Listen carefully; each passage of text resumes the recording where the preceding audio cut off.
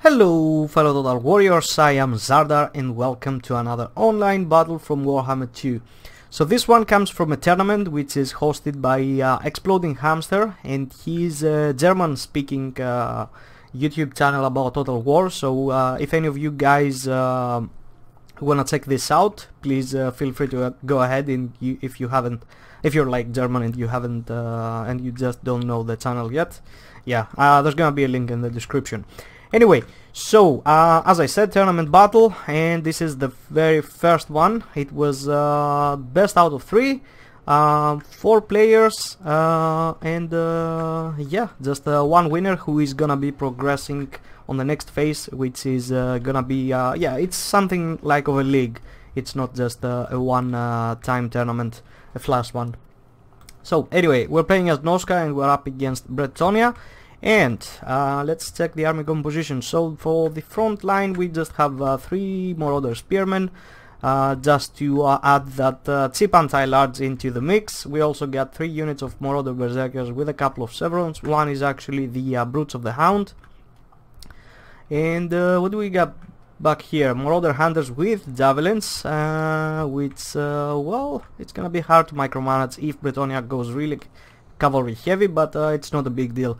It's actually quite a nice bait. Like even if your backline gets harassed, you should always use every bad thing in your favor. Like he's gonna come after your backline, well then set up a trap there. And yeah, we got 2 female warriors with great weapons with 3 Severons, and we got Throg over here with his just the fight or die, the breath, the copious vomit that he has, and Forsaker, and also a Bell Fiend with Shadows, with the Pendulum, and Enfeebling Foe, and Miasma for the cavalry, so we can slow it down. And also we got the Beast of Tasknar and just 1 Norscan Ice Wolves. I had both of them hidden back here, but as soon as the battle started and saw his army, I knew that there was a foul play at hand. So yeah, I knew that he has hidden some cavalry into the woods. That's why I sent 1 from here in order to go and check out, and 1 from over here. So my front line is going to be advancing anyways, and let's check out the opponent's army. So he's got the defenders of Fleur de Lis over here, which is a nice Knights Errant regiment of renown. I think they just have like a little bit of a better stats than the standard Knights Errant, and also a bigger charge bonus. And over here we get Knights of the Lion-Hearted, which is a Knights of the Realm variant, and they're pretty decent, like 68 charge bonus, 38 magical attack, and 36 melee defense. That's no joke. And yeah, so let's go over to the other side. Let's check the cavalry here, which is just 1 Knights of the Realm, along with the Companions of Quonel's Questing Knights Regiment of Renown. And these guys are pretty dope. Like I don't know, I think, yeah, they get an extra fire resistance and physical resistance of 20 and 25%. And their stats are pretty much great across the board. 47 melee attack with 48 melee defense. And where's the anti-infantry bonus? It says here it's anti-infantry, but there's not like an actual hard stat over here, whatever. And for the front main line, he's got a mix of men-at-arms with shields, some men-at-arms without shields, some foot squires, some more men-at-arms, 5 archers with pox arrows. Yes, that's right. He's got some spearmen in the back. He's got King Lewin Leoncoeur on top of a Pegasus, not Bearquiz. So he's gonna be having what? The Lion Shield, Stand Your Ground, Forsaker, Beloved Son of Bretonnia, Ladies Champion, but no Sword of Couron, which is quite a nice skill to have, like always. So yeah, let's begin. So as soon as I see his army, I'm just gonna move up front. He's gonna be trying to realign his forces as well. I keep on scouting with my wolves over here, and I think in just a moment I'm gonna notice this cavalry, so I will know that there's gonna be some hidden one over here. Is that? Yeah, this is right about now that I see it, so I'm just gonna pull back. I don't want to engage over there. I see that he's got his other cavalry over here, so I'm just gonna send my hounds to hide in the woods for the time being. And over here I'm just gonna charge in the front with everything I've got. Excuse me. Gonna send the spears in the front, cause yeah, who cares about the spears? They're just like cheap crap. I need to protect somewhat my marauders. I see that his cavalry is gonna start to move in my back, so I'm just gonna try to keep my Fimir a little bit in the back as of the moment, but I'm getting shot by every side. My wolves have pulled back, but now the cavalry is coming in. I'm gonna decide to get a quick charge and pull out as soon as I see the knights coming in to harass my backline. I'm gonna keep some wolves over here. Of course they can't fight off the knights, but they can just be here in order to protect my javelins. Pendulum going down just in his archers over here, which was not that greatly placed from me, and he gets a charge into the marauder hunters. As I said, yes, he got into my backline, but as soon as he came in, sorry for that, just my phone, I just counter-charged with the Fimir. I pulled them back, I pulled all the spears back, just left the marauders fighting in the front line along with the Fimir Belfind, and the marauders are gonna be, oh my dear lord, marauders are gonna be doing great against all that stuff over here. Let me just mute my freaking phone. It's my naming day today, so everybody's like happy name day and stuff like that. So yeah, sorry, what happened? The the horsemen have been fended off, as you can see. We also dropped a miasma on them so we could slow them down and catch them. And as soon as he moves off, I'm just gonna recollapse with my Fimir on top of his infantry, because as you can see, like, these horsemen are doing quite well against my marauders over here, and I need to beat them down somehow. The left flank is doing quite well, the right one not so much, because the defenders of Fleur de Lis are here. I keep screening with my spears in order to keep this cavalry free of my back line, and every time they come in I'm just gonna try to get them with the Fimir. I'll have to accept that I'm gonna be just keep cycle charged in the back, but as soon as I kill his whole cavalry, I don't think there's gonna be anything on the infantry roster that's gonna be able to put up with Fimir or Throg or anything else. Lewin is dropping over here, but oh, he actually managed to terror out the wolves over here. Another pendulum going down along these men at arms, and yeah, they're both men at arms doing some really good work actually. And my wolves, well, they were trying to fight off the cavalry, so they will eventually they will come back, and I'm just gonna send them after the archers, which, as you can see, if I could get in those archers that just stop that constant poison that I have on me, it should be great. And I think as soon as these guys wake up, they're gonna go after the archers alongside with the wolves over here. The javelins will soon come back, like they are like almost destroyed, but their number count is actually quite high at the moment. The infantry fight going really well for me. Throg is quite healthy still. Like, yeah, he's suffered some damage, but nothing he can't regenerate from, because Throg has regeneration.